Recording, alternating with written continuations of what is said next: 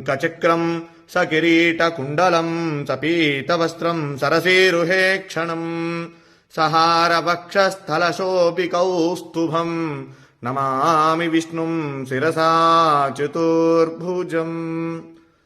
మనం నమ్మం కదా చెప్తే శాలిగ్రామం సాక్షాత్ విష్ణు స్వరూపం అనడానికి ఇది ఒక నిదర్శనం అండి. చూడండి ఇక్కడ దీంట్లో శాలిగ్రామ రూపం సాక్షాత్ శ్రీ మహావిష్ణు స్వరూపంగా ఉన్నటువంటి శాలగ్రామం. ఇది నేను నిజంగా ఇది మీతో నేను ఈ విషయం అంతా కూడా చెప్పాలని చెప్తాను. ఎందుకంటే చాలా మంది నమ్మనటువంటి వాళ్ళు చాలా మంది అనేక రకాలుగా చెప్తూ ఉంటారు. ఇదేమిటని ఇది సాక్షాత్ రాయి చూడండి, ఇది శాలగ్రామం. దీంట్లో సాక్షాత్ విష్ణు స్వరూపం. మా పూర్వీకులు ఎప్పుడు కూడా తాతగారు వాళ్ళందరూ కూడా చెప్తూ ఉంటే నేను ఎప్పుడు కూడా దాన్ని ఉంటుంది, మనం ఆరాధన చేస్తాం కాబట్టి శాలిగ్రామం చేస్తూ ఉంటాం. కానీ ఇదిగోండి నా దగ్గరకు వచ్చిన తర్వాత కొన్ని సంవత్సరాల తర్వాత ఇది భిన్నమైంది శాలగ్రామం.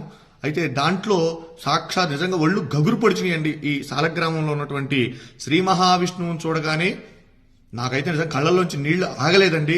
ఇది మీ అందరికీ కూడా నేను ఎందుకు ఈ వీడియో పెడుతూ ఉన్నానంటే మనందరం కూడా దర్శనం చేసుకోవాలి. ఇటువంటి చాలా అరుదుగా కనబడతాయి. మన పిల్లలకి మనం చెప్పాలంటే ఏం చెప్తాం? ఏదో జరిగిందిలే ఉందిలే అనుకోవటం కాదు. శాలగ్రామం ఏంటంటే శాలిగ్రామం చూడండి, ఇది నేపాల్లో గండకీ నదిలో ఇవి శాలగ్రామాలు మనకు నిక్షిప్తం అవుతూ ఉంటాయండి, అక్కడ దొరుకుతూ ఉంటాయి. అయితే ఇది దీంట్లో ఒక పురుగు, దాని పేరు, అది ఒక బంగారాన్ని నిక్షిప్తం చేస్తుంది దాంట్లో. అది తీసుకొని వాళ్ళు గవర్నమెంట్ ఆ శాలగ్రామాలను అక్కడ గండకీ నదిలో వదిలేస్తారు. అవి కిందకి ఇలా కొట్టుకుంటూ వచ్చినటువంటి శాలగ్రామాలలో ఇవన్నీ కూడా అక్కడి నుంచి వచ్చినాయే. ఇలా ఉంటే ఇవి ఎప్పటి నుంచో కూడా మన ఇంట్లో మనం ఆరాధన చేసేటువంటి ఈ శాలగ్రామం నా వీడియోలో కూడా చాలా వాటిలో ఉన్నాయి. నేను అభిషేకం చేసేటువంటి వీడియోలు ఇవి.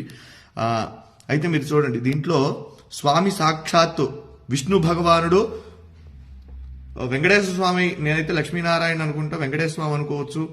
అలానే అంత క్లియర్గా ఉంది చూడండి, ఎంత రూపం, శంఖు చక్ర గద రూపం, స్వామి అసలు మాలలతో సహా ఉన్నాడు. నిజంగా ఇది చూసినటువంటి వారు నిజంగా జన్మ ధరించినటువంటిదేనండి.